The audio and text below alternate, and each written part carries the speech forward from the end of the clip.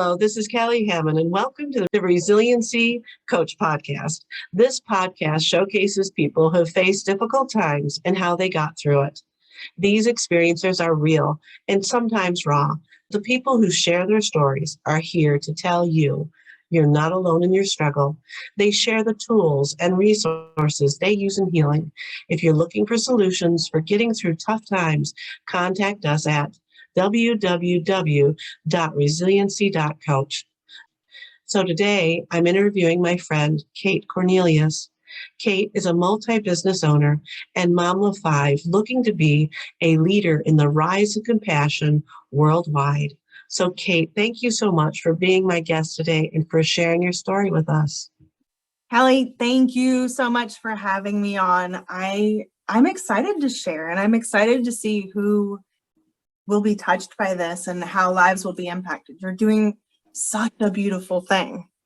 Well, thank you so much. And I believe that too, that as we share our stories and our tools and advice, that there will be people that may be in the middle of our stories that we finished, that we may be able to help them through much easier.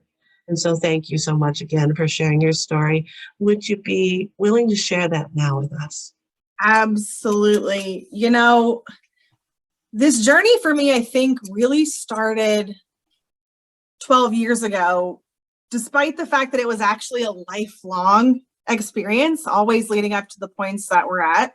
But 12 years ago, I was 23, newly divorced. I had 2 kids under 3, and I was a child, right? I look back at myself now, I'm like, wow, I was a child at that point. And having 2 kids that were under 3, my daughter was just getting ready to have her 3rd birthday. I didn't have a job because I was a stay-at-home mom. I didn't have any resources because I didn't have any skills to build from, right? And I was leaving a relationship that had encompassed a third of my life up until that point. And to be in that place and to feel, I'm not sure how everyone getting divorced really feels, but it almost felt like a stigma, sort of, you know, like people were stopping and staring and like I was a child is really what it felt like. And it's interesting to look back on that. But having all of those moments, I, of course, still being a kid, turned to my parents, and where else are you going to turn? And started to kind of take that step, one foot in front of the other, and do what needed to happen. And there was a lot of wallowing and a lot of abuse that came in the midst of that, right? Custody battles and everything that occurs that I never once anticipated would ever be a part of my life, right? And I ended up, over the course of probably 3 years or so, I went back to school. I mean, I was in therapy. I was working. I was a server. It's the only skill that I had. That's where I started, right? And in those 3 years, I also accumulated $150,000 worth of court fees and attorney's fees during custody battles. I also found myself in just constant back and forth with my ex. I also found myself in a relationship with an active addict, right? It was a series of choices that unfolded from a single choice. You know, when you can look at your life almost and pinpoint that moment where you were like, there was a split in the road there, and I didn't even look at it in the peripheral, right? I was so focused. And when I found myself in this place, the man that I am with, my current husband, and we found ourselves in this moment of him in active addiction, and he had 2 kids and I had my 2 kids. And between us, we didn't have $5, right? We didn't have a way to do the things we needed to do, which really added fuel to the flame. Here I am with this man who I know for a fact is worthy. He is capable. He is lost. And I know I'm also in the middle of trying to save my children, and at the time, that's a really hard place to be in. Two people facing their own battles that are similar. They feel similar, right? We both felt the same. We both wanted to attach to control, and we wanted to cling to the hope that things weren't falling apart, right? Don't we all in those moments? But we ended up finding ourselves in a place where at the time we were reaching this upper threshold of $150,000, and we reached the threshold on him being an addict and everyone now finding out. And I didn't know for a long time up until that point, until I realized that I did know, right? And by then you've already dug the hole and you're already so deep that, you're this close on the edge to losing, to actually failing. And at that time, my husband decided he wanted to change. It was him. It wasn't anything with us. And he took the steps to get better, and he took the steps to go and improve. And I was pregnant, right? And here I was, and things were going to get better, and it was going to be really, really great. Until it wasn't. Until we had every doctor's visit that said everything was fine, but weight was still being lost, and eyes were sunken in, and anemia levels were still fine. Stress levels were still fine. And maybe it was stress, right? Maybe there was nothing that could have really been done. But at the same time, it was almost like floating. Like you couldn't stop it, even though you could see it. And so when we ended up delivering our daughter stillborn at 38 weeks, despite saying there's things that are wrong, you kind of break.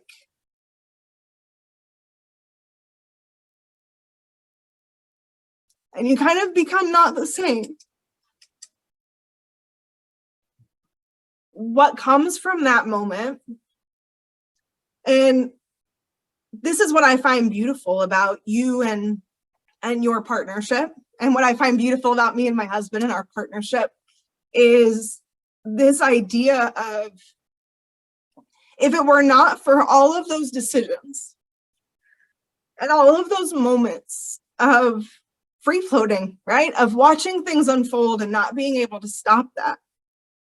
It was in that moment that he and I both realized that, one, we were already in the process of changing, right? And this was something catastrophic that we didn't see coming, that we didn't know how to explain to 4 other kids, right? And we kind of did this for a moment. We stayed. Obviously, you have to stay in the hospital for a while after that.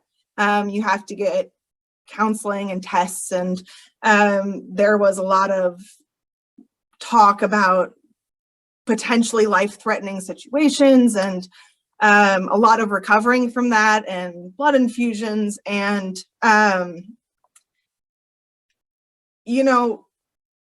looking at it and watching as this unfolds, the only thing that occurs in that moment when these two people realize that, man, we really are this kind of power unit that even we didn't know up into a certain point, right? We always think we feel these things. And I was like, man, I really know that he is capable of so many things. Like I could feel it and I could see it, and it was truth.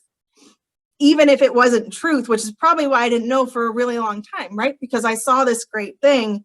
And in the moment of our worst moment, that was all that I saw. And it was this pure determination that we both knew. We didn't have to say anything, But one, we knew that he and I together, no matter what, we're going to do whatever we had to do to not be here. That was it. We're not going to be in this place where we feel miserable, even if we didn't always feel miserable, right? We're not going to be in this place of lack or worry or fear or pity or shame. We're not going to be here. We're not going to feel like this anymore because nobody else knew. Nobody else knew what it felt like at the time to be that, I guess. Not that people have never experienced loss, but nobody that we knew, they might have had friends. Of course, my husband had friends who had overdosed, and coming from the background that he came from, that was a prevalent thing, but not losing your child and not making the choice to do what needed to come after, right? And so, of course, everyone gives leniency during those times of grief, and everyone at every place of work was great, and they made food and they did the things, and it felt like people were staring with pity, and not the sympathetic kind where you feel seen and vulnerable, right? This kind that was the same as when I got divorced, right? I'm a child again. And it's also funny to look back at, because at the time I didn't realize I felt like a child. I just felt maybe ridiculed or walked on. And that's not really the case. I felt like a child. And it's a weird situation to be in, I think, to feel determined and still feel like a child. I almost felt like I was getting ready to graduate and move across the US or something, right? I was going to go on this weird adventure, and being able to take that moment and to stand in the lowest point that I think you could find yourself in, whether that is in the pain of realizing it's time to leave an abusive relationship, or it is the time to stand up when either you're going to be homeless or you're going to go to jail or you are fighting for your life for some reason. When you're in those moments, the only thing that comes is up, right?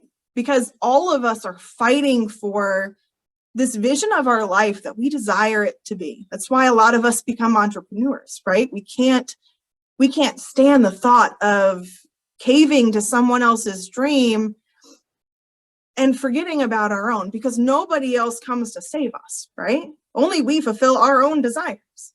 And that, I think, is part of the determination that snapped in that moment.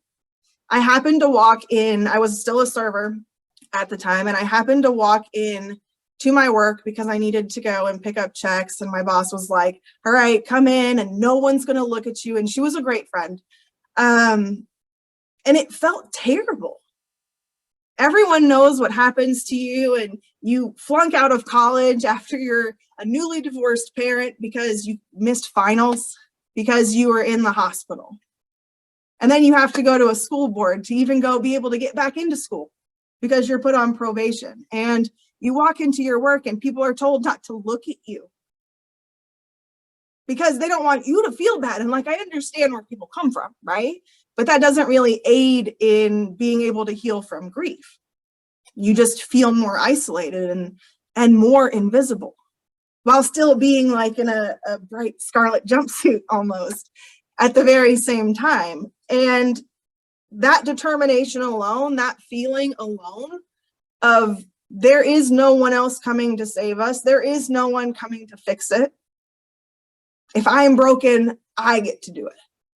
And it's not that I was even broken, right? I just felt broken.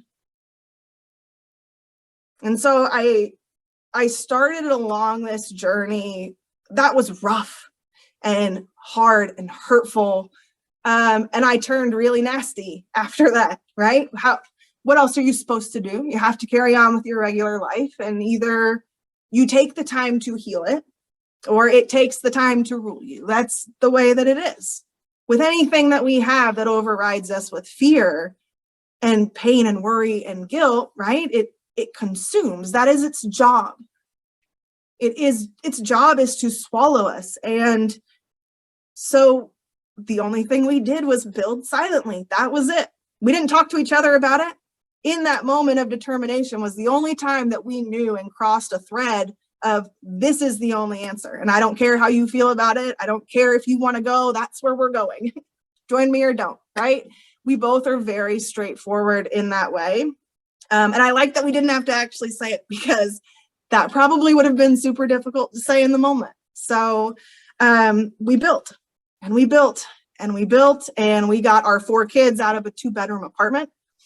And we moved into a 3-bedroom house. It was not much better. It was not much bigger, actually. But we moved, and that was the point. And we got better jobs, and we got pregnant again. And it was terrifying. It was terrifying. And now we have a 6-year-old son, right?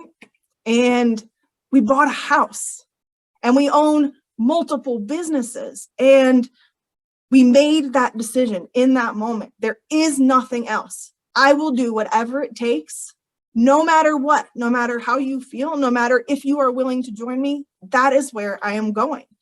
And that is what it took for us to get here. And it was terrible. It was terrible and painful and hard. And there was bankruptcy filed, because 150 grand after loss will do that to you. And there were loans that could not be got. There are people who have to be repaid. That is part of life. We all start from zero. And a lot of us are starting a lot. And it's a repetitive cycle until we make the choice that the only place that we can go is up. And that's it. Wow. Yeah, that is a hard journey. And so it sounds like what you used was determination and true grit. Were there other resources or tools or organizations that you and your husband used? Yeah. So, it did start with a sheer force. This in pure intention almost is kind of what I would refer to it as, which led very quickly into cultivating awareness, which obviously is going to lead to opportunities, right? So, my husband, very, very quick on the draw when he's sober. Also, when he's not sober, I might as well add that in. That was kind of point of being an addict, right? But he made very good choices very early on with connecting and networking and sales. And he did regional sales for a company out in California, which allowed me to stay home when our youngest son was born. He is high needs in the context of he has sensory issues, he has allergies, he is part of the autism spectrum. He is brilliant and gifted and beautiful and magical. And so we started to dive into all of these different areas, which led to, of course, people giving us opportunities. And at least on my end, now I can't speak for my husband beyond him going to NA. I cannot speak to him beyond using the 12-step program, because his journey is really unique to him, and it's unfolding every day still, right? But for me personally, I started into business. He made this decision when he was going to take these massive steps with all of these companies that he wanted to open his own local retail shop. And so that's what we did. I have a background in finance and government contracting because of my dad. And so we ended up building this business together. I was back of house, accounting, admin, licensing, and he did all of the sales and front end operations, right? And it's a really great combination.